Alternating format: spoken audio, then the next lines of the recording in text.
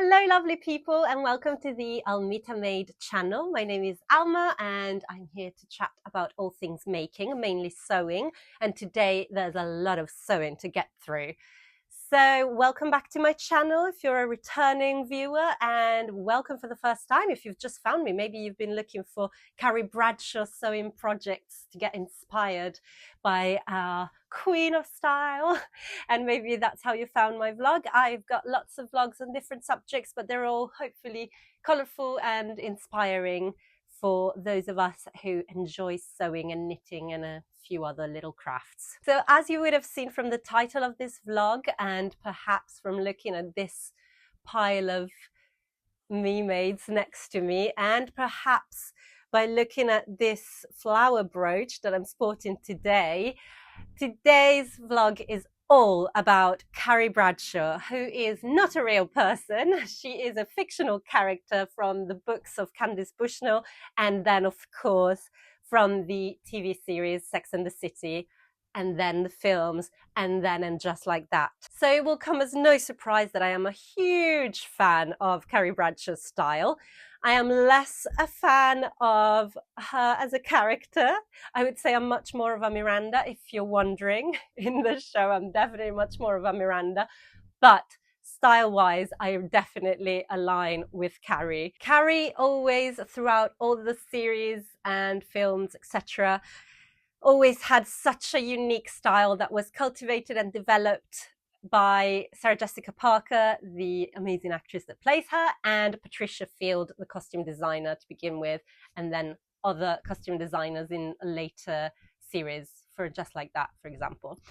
But I have always been someone, even before sewing, I've always been someone who really likes the idea of dressing differently and standing out. Yes, I'm not ashamed to say it. I like standing out. I do not want to look like the windows of H&M ever. I didn't before I started sewing. I definitely do not want to now that I know how to make my own clothes. But so I used to do a lot of thrifting and vintage shopping, vintage, you know, cheap vintage. So let's just say retro and charity shopping. Charity shop shopping rather than vintage. Vintage can be very expensive, but you know, that was my vibe before I started sewing. And then when I started sewing, I have been able to create some clothes that I would never have been able to afford to buy in shops. So it has enabled me to develop my style even further and make it even more unique. And so at one point it happened and I just thought, well, why don't I just recreate some of my favorite Carrie Bradshaw looks? And I have 4 things to show you today. I am not saying that I won't be making more Carrie Bradshaw inspired things in the future, but this is where we are as of now, as of 2025. And the reason I decided to do this vlog this week is because last week we sadly said goodbye to the character of Carrie Bradshaw. At least that's what we're thinking, that the And Just Like That series, I think it was cancelled, even though they're saying it wasn't exactly cancelled and they decided to stop it. But there are rumors that maybe it will be picked up on a different streaming channel than HBO.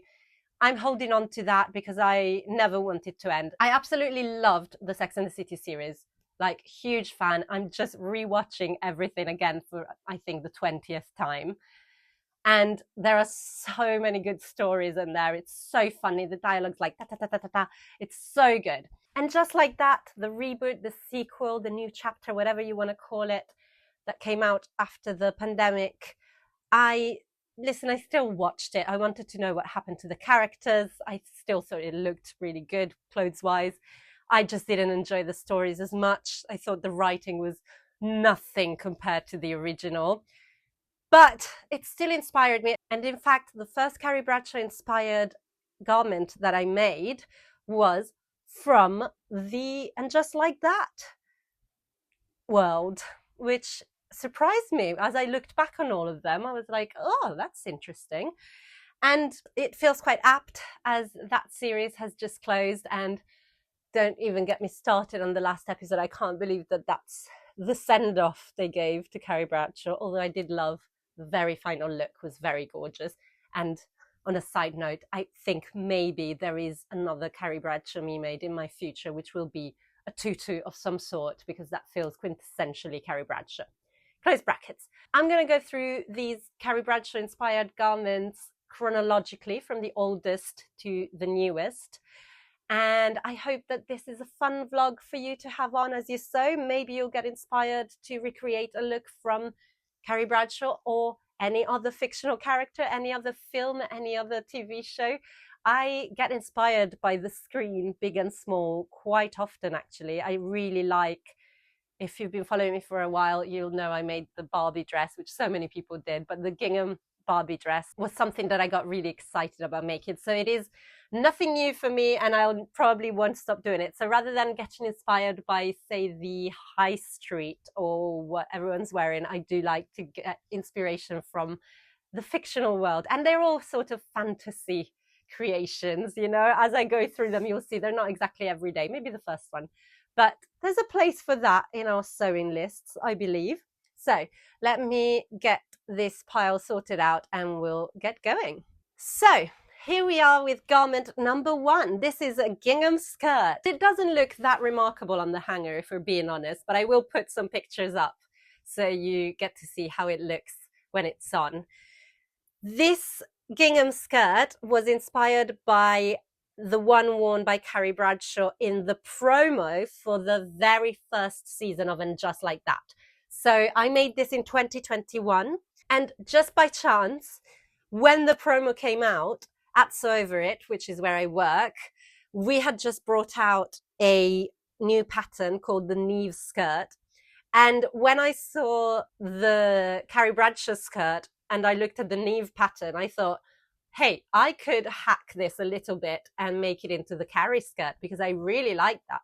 And that's what I did. I made it in a cotton, which the pattern isn't really designed for. It's designed more for floaty things, but I could tell that Carrie's had a little bit of weight. It's probably not cotton, but it's definitely not a floaty fabric. And I saw that the skirt had this V-shaped yoke, the skirt on Carrie, and the Neve skirt had it already, and the gathers. So that all made sense. But I crucially really wanted it to be much more higher waist. After I made it, and I wish I'd noticed at the time, because that would have helped, and maybe I'll go back and remake it or alter this one, I don't know, never say never, but the Carrie skirt has boning in it, which helps with how high this yoke is. What I did was just extend the pattern piece, so it was super high-waisted, and you'll see in the pictures, super high-waisted, and then I just did a facing to finish it off. And it works, but whenever I wear it, basically at the beginning of the day is quite taut, and then it relaxes as I move around. And I think, although that's fine as a look, I think some boning would really help to maintain that kind of structure that's almost like a corset for your waist. A waist corset, that's a thing, I think. But anyway, I'm pretty happy because this was very impromptu at the time, and it's quite effective. And I styled it as well. I did a little video where I styled it as Carrie had, which I was very pleased about. And I have worn this, of all of the garments that I'm going to show you today, this is the one I've worn the most, because I also made a little matching top. So I've worn it as a little set like that. I've worn it with lots of different blouses and shirts and t-shirts. It's turned out to be quite a wearable skirt inspired by a Lady Carrie. And in terms of hack, I did extend the yoke part. So you've got a V-shaped yoke at the front and a straight one at the back. I just extended it up, going in towards my waist, very high waist measurement.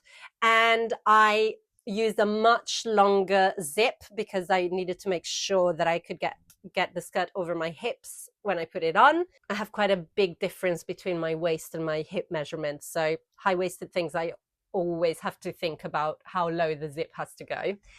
And then the other thing I did is I probably shortened it a little bit, because Neve comes as a mini, and this is not a mini, a midi and a maxi. And this is somewhere between a mini and a midi. So yeah, I probably shortened the midi. And then I added, not my most successful pocket, but there is a pocket. So I put it I didn't want to bother the yoke part, so I put it in the gathered bit. And it's not ideal. It's so low to reach for my phone. It's quite uncomfortable, but there is a pocket, and I'd rather there was a pocket than there were no pockets. So there we go. Item number 1, and just like that, season 1 gingham skirt. Item number 2, and this, since the very first time that I saw the episode many moons ago, I have had this dress in my brain and it has not left. It is a Dior dress that Carrie wears in season 3 of the original series, Sex and the City. She wears it to sort of apologize to Natasha, who is Big's ex-wife. It's a very funny scene. I find it very funny because Carrie is apologizing, but is she? I don't know. She's a complicated woman, but she also looks incredibly fabulous while apologizing to Big's ex about having an affair with him, which I thought, that's not how you dress. If you're going to do this, that is not the dress that you wear to apologize for having an affair.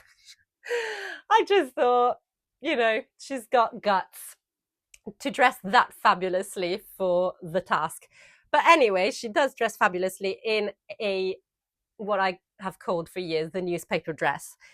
And I recreated my own in 2023 as part of a Recreate the Look challenge on Instagram, which was so much fun.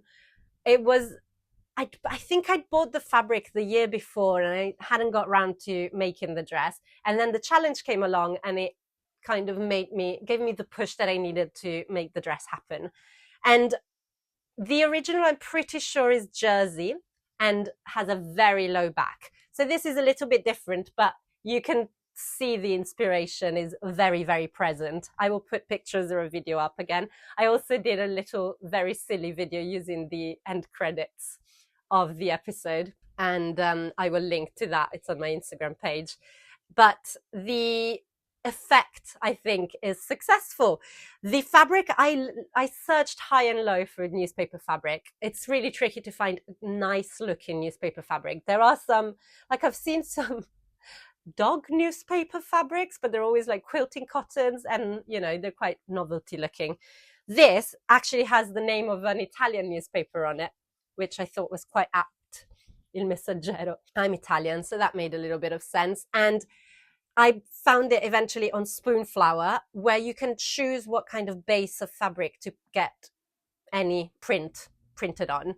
And I remember thinking about it a lot, but in the end I went, because it's quite expensive because you print it on demand. In the end, I went for a polyester crêpe de chine. And polyester is not my favorite thing to wear, but somehow I have no complaints about this one. It has not been too bad. I have mostly worn this on top of a t-shirt or a turtleneck. And I'll put pictures up again, but I really like styling this. So less Carrie temptress, more, isn't this a cool dress? Let me put a black roll neck underneath it. But the pattern that I used, as soon as I started thinking of how to make this dress, and I knew I had a woven fabric, I thought, well, there's only one pattern to use, and that's the Sicily slip dress by Sewing Mason, I'm not sure. But it's a lovely slip dress, bias cut, cowl neck, beautiful. Actually quite easy to make and quite quick to make, although it looks $1 million. And I've made it twice now. Yeah, I've made it twice. And yeah, it really worked. The only thing that I changed, let me see if I can show you, is that I added a full lining because the crêpe de chine was quite see-through. And if I turn it around, it looks more like Carrie's naked dress from Big's from her first date with Big in season 1, if you remember that. But so I just bought some kind of lining from Goldhawk Road, I think. And I cut every piece that it said to cut in the main fabric. I cut it in lining as well. So the sort of facing is also lined. I'm not sure why I did that instead of just doing a line. Oh, no, I do know why I did that. It's coming back to me. Look. So in the pattern, you have a front, a back, the little spaghetti straps, and then you have this facing. me see. So this is the front facing. And at first I probably thought I could just cut that and extend that in the lining. But the problem is that with the cowl, it lies like this. So you get to see a little bit of that facing, which is why I kept it in the main fabric. That does make sense. So I just cut everything double with the lining, had it fully lined. The lining probably ends a little bit. Yeah, it's a little bit shorter than the main, so it doesn't peek through. And as a final very nice little touch, in the original, it's a Christian Dior dress, so there are the initials C and D in gold as accessories. I just had my husband Pat 3D print me some A's for Alma. I did think about doing Almita Made maybe, or my initials, which are AFC, which wouldn't have worked, and it sounds like Arsenal Football Club, so not very fashiony. But in the end, I just went with A and A. Can you see that? Yeah, there it is. An A and an A. Cute. And for when I took the first pictures of this dress, Pat had also 3D printed me an Alma necklace, like the Carrie necklace, which later on broke, which I'm very sad about. I need to get a proper one at some point, I think, because I do like that a lot. So yeah, this is the newspaper dress, and it's, you know, a step up after the gingham skirt, I would say. And I was really happy with the result. And the only thing about the Sicily slip dress, which I feel like I'm not alone in this, because I have seen people do different things with it. So I think it looks amazing on everyone. My problem is that there is no waist definition, and I really like my waist to be defined as a silhouette. There is something about it, the way that it lies, that I'm not fully satisfied with how it looks. And I've seen other people of maybe similar shapes to me that have added ties or wear it with a belt. And I have found myself wearing this with a belt because I just like it better. And so it blouses on top a little bit, and then you still have the swishy skirt. There is something that it just doesn't come in enough at the waist, I think, which probably is needed because there's no closures. You just slip it on and off. But yeah, that's my only complaint about it, is that I don't love how it looks on me without a waist definition. So the way I've worn it the most has been with tights, boots, a t-shirt underneath, and a belt. And I love that. What a great look. I wore it for Pat's birthday, maybe last year, to a restaurant, which was a nice restaurant, but you know, not super fancy or anything. And the waiter was very impressed. He really loved it, which made me smile. And I think it's because he recognized the reference. It wasn't just like, oh, that's a cool dress. It was like, oh my God, the dress. I was like, yeah, which is always nice to get a nod of recognition from another Sex and the City Carrie Bradshaw fan. So there it is, the newspaper dress. Definitely a success. Love it. Now we're going to move on to the pink section of this vlog. The next two dresses are pink. These are both dresses that I've had saved in as my inspiration pictures on my phone for many, many years. I never thought I would actually make them because they are quite dressy. But then something came along at work at So Over It that made me think this is the perfect opportunity to recreate those dresses, because when else are you going to do this, basically, Alma? Come on, use it for Carrie.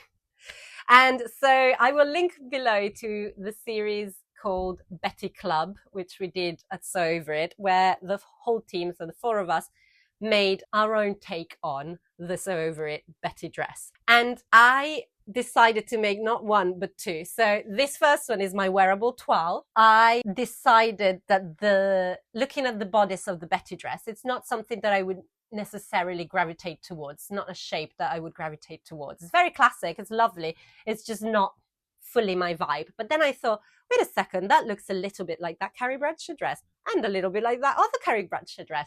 So that's how we ended up here. So this is Betty number one. And it is made in, I am told it's a silk. Would you call this a raw silk? I am not sure. I bought this silk in many different colors in Southall in West London, where there are lots of fabric shops. This was so cheap. I bought it in 4 different colors. I've not used it enough, to be fair, because I'm not sure what to make with it, but it worked very well for this little dress. I worked a lot on the fit of the Betty dress bodice, which you can find out all about in the Betty Club vlogs that I'll link below. I won't go into that, but lots of adjustments were made to get a fit that I was very happy with. And once I had the bodice, I thought, okay, how do I recreate the skirt of this mini pink dress that Carrie wears in the first film? She wears it while she's shopping and she's on the phone to Samantha, who's in LA, and she tells her that she's going to get married to Big. So it's a big, important scene. And this dress I've always gravitated towards, mainly because of the styling. She wears it with a sort of very punky belt, which I got one for myself, and I'll put the pictures up so you can see. But the styling is really cool, and the dress is very classic, and yet because of the styling, she's kind of wearing it in quite a casual way, which is what I hope to do with this. I have not yet worn this, I don't think. No, I haven't worn it out in the wild because it is very short, and I'll get to that. But so for the skirt, I decided to use the Lorna pinafore, which is another Sew Over It pattern, and I just made it a mini. So the Lorna pinafore, which has these lovely slanted pockets, very nice and roomy. It's sort of a straight skirt, not quite a pencil skirt, but quite straight. And yeah, I made it really short, and I'm not sure how I decided on the length, but it ended up being extremely short, and it is not something, well, while I love how it looks, it's not something I feel very comfortable wearing out and about without tights. I have lined it fully, just to show you, just in a white cotton lawn. Lining's a little bit shorter than the outer, fully lined, which makes it nice against the skin, because this silk is quite a little bit rough in texture. And yeah, it ended up being very short. I feel like I made it a certain length and it looked a little bit frumpy, so I just cut more. I think from memory that's what happened. But now it is very short, and I don't love wearing it without tights. What I'm hoping will happen is that when it's autumn and I start wearing tights again, I will get some wear out of this dress. Maybe with some pink on pink. So maybe I'll get some pink, ballet pink tights. I feel like I would quite enjoy that. It's quite 80s. Or with black tights and boots, maybe over a roll neck again. That could look quite cute, almost like a pinafore. I don't know. I need to play with it and see if I actually reach for it when it's colder weather. If I don't, I have already thought and decided that if I find myself still not reaching for it, I will change the skirt. I will just detach this little skirt, because as much as I love it, if I don't end up wearing it, then it's no use. And I do think I have some of this fabric left. I'm pretty sure. I actually haven't checked. That's going to decide a lot. But if that's what happens, that I'm not wearing it, then I will make a different kind of skirt. Maybe it's just a circle skirt and it's a completely classic Betty dress. Maybe it's trousers. Ooh, a jumpsuit. Could I make this as a jumpsuit? That would look cool. Anyway, this is a problem for future Alma, but for now, as a recreation, I'm very happy with it. The way it looks is very Carrie. I really like it. I just want to make sure that it's not just there for its own sake. I would like to end up wearing this. So we'll see. We'll catch up on that in autumn, winter, okay?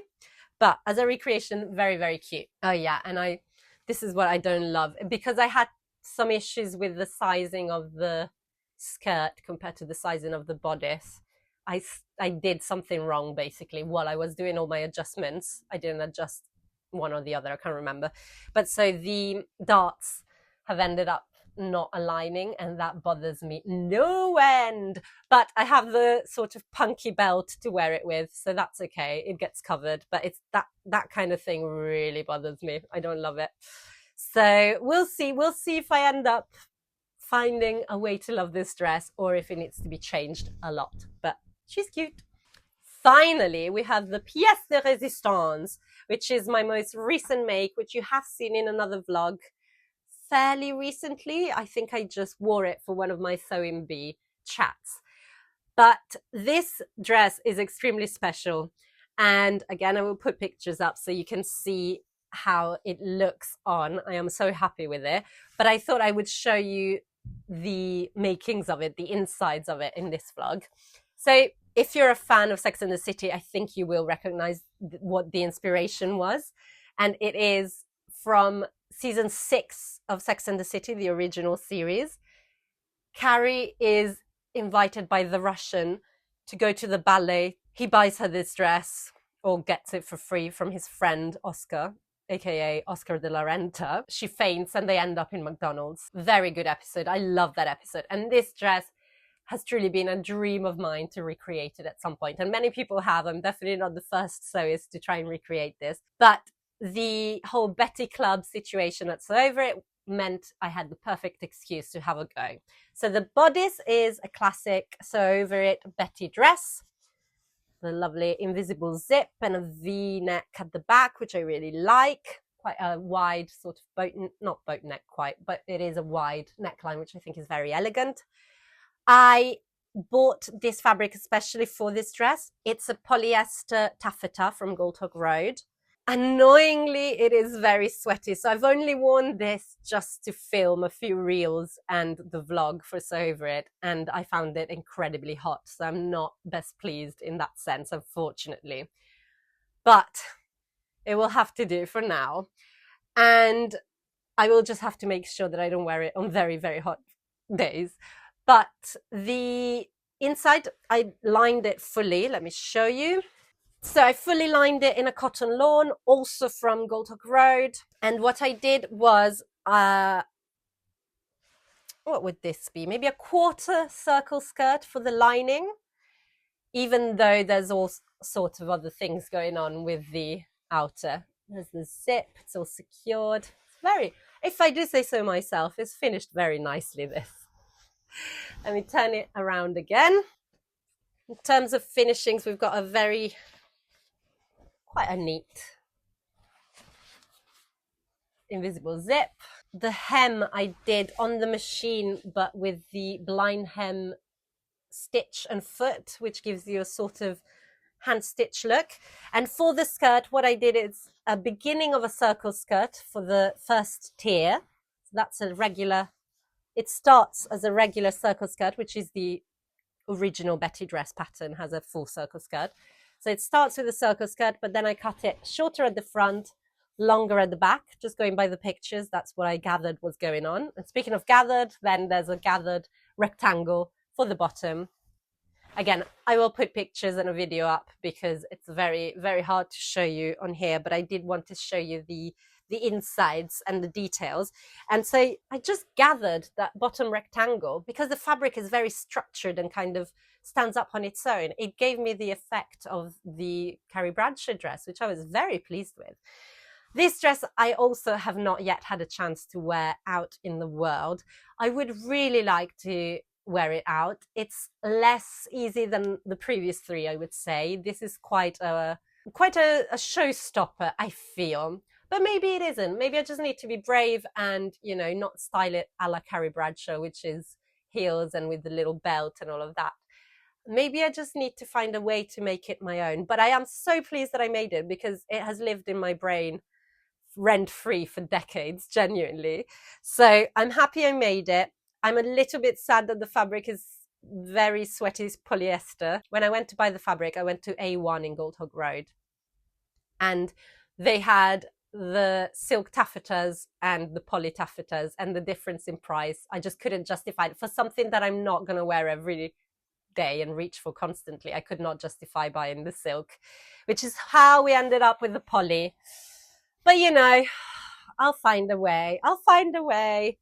It will make me so happy when I finally get a chance to wear it out in the world, because again, maybe some people that are queued on with the show, which I realize is so old now, but there are Carrie Bradshaw fans out there that might recognize it and give me a nod of approval, or maybe not, maybe not.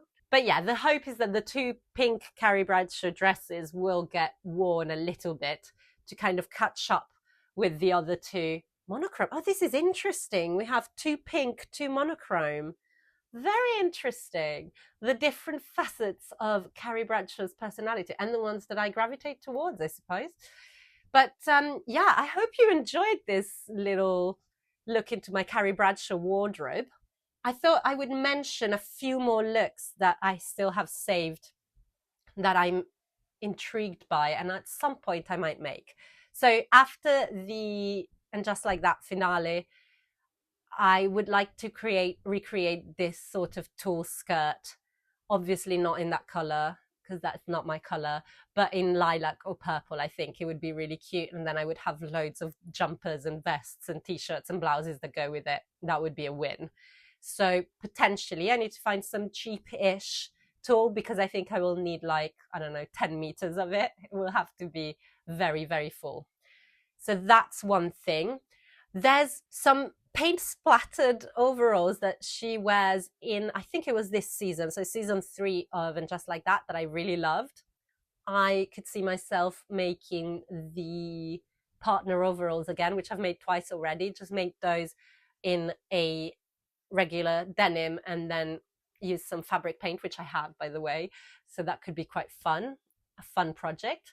There's also a very brief, I think it only appears in one scene. I'm guessing it's a dress. It could just be a blouse. I'm not sure. Maybe it's a jacket even. But I'll put the picture up, of course. It's from And Just Like That season 1. Big lapels, possibly a shirt dress. And it has this, I'm interpreting it as a coffee bean print. It might not be, it might just be a geometric shape, but I see coffee beans straight away, and I would like to do that. And I'm thinking print my own fabric, like using a potato stamp. Is that a thing? Am I making it up? That would be fun. I wouldn't make it cream as a background. I would make it maybe a very soft pink or something with the brown coffee beans, something like that, and then make a shirt or a shirt dress. That could be really fun. There's a pink shirt dress with tears that she wears in season 2 of And Just Like That, maybe, that I really, really love as well. There's quite a lot. I'm rewatching now the whole Sex and the City series. I'm on season 4. I started literally the day that And Just Like That ended. Horribly. I really, really didn't like that episode. But the day that ended, I was like, I need to go back to the original. I need to start cleansing and remind myself that I love these characters. So I've been watching a lot of that. That was, really interestingly, and I did put it in stories on Instagram. There's an episode in season 4, I think. Yeah, season 4, where Samantha wears a top that's basically my Saturday skirt set top in pink. And she even ties it in both ways. That made me very happy when I saw that. There are some Charlotte looks that I quite enjoy every now and then. And I do love, towards the beginning, I'm going to say like season 2, Miranda dresses very androgynously, and I love it. I think she looks amazing. And there's a lot of ties involved, and I would like to give that a go. I do enjoy a tie. I like sewing a tie. I have sewn ties. I've not worn one. Maybe I have one. Yeah, I did wear one. I can't remember to wear or why or how, but I have worn one. But I should wear more, and maybe I'll make more. So we'll see. That's potentially something to be explored. I actually have, if you have Stash Hub Plus, and I will put a link below because there's a code that you can use to get 1 month for free, I think, if you use my link. But on Stash Hub, you have an inspiration. Oh yeah, look, this is cute. I'm going to record my screen because it's hard to see from here, but just so you can see, my inspiration is very Carrie Bradshaw filled. So there's a little tab when you open up Stash Hub. You've got all your fabric stash, your pattern stash, but there's also an inspiration tab, and there's some ready to wear things there. Oh, I've forgotten about that. There's some Barbie in there, and there's the Oscar de la Renta Carrie Bradshaw dress. There's the coffee dress that I was just talking about, the overalls. This I'd forgotten. Okay, so it's a Dolce & Gabbana dress that Carrie doesn't even end up wearing, but she briefly wears in, I'm going to say season 4. The Real Me is the episode. I think it's season 4. maybe it's 3, can't remember. But she's in a fashion show of models and real people, and she's one of the real people, although she's unreal. And they try on this Dolce & Gabbana dress on her. She doesn't end up wearing it. She ends up wearing bejeweled panties and a jacket. Looks fantastic anyway. But this dress I really love. And I think for my comfort, I would want to find a cotton sateen, so something with a tiny bit of stretch to recreate this silhouette. That could be really nice. My problem is that it wouldn't have pockets, but we'd cross that bridge. Then we've got the pink shirt dress that I mentioned next to the little mini pink dress that I've made, wearing the same belt. I'd forgotten this. The punk belt gets resurrected and then just like that on a different pink dress. Oh, and look at this. That's so funny. I've been talking this year about matching waistcoat and trousers sets because they're everywhere. Look who was wearing them ages ago. I think this is from the film. Pretty sure this is from film 1. And a tie. I mean, it's all there. And then this one, this I added recently actually because I was watching the episode, and it's just a very cute stripy cotton, maybe linen dress that she wears to church in season 1.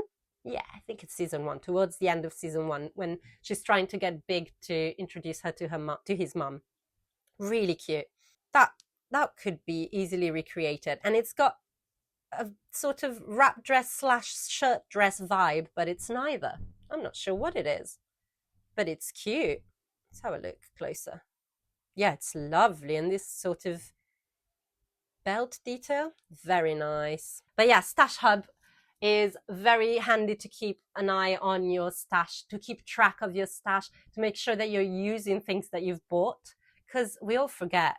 Once you put them away, and if you don't sew them straight away, it's easy to forget. So very good to keep track of all of that. And there's the inspiration tab, which I really, really enjoy. Okay, I think we can leave it at that. I really enjoyed doing this. I hope that it was entertaining for you as well. I hope that it's inspired you. I hope that it's entertained you. And if it did, please do give this video a thumbs up. Subscribe to my channel. Buy me a coffee if you can, if you're able to. Mention this channel to your sewing friends, because hopefully if you enjoy my videos, your friends will as well. And until I see you next time, which will be for one of my Sewing Bee chats for my What's the Buzz series, which I'll link to below. If you haven't watched any of them yet, you can catch up and be ready for the next one on Sunday. But until I see you next time, keep making and keep chatting about making. Bye! The costume designer, Patricia Field. Patty, like she's my mate.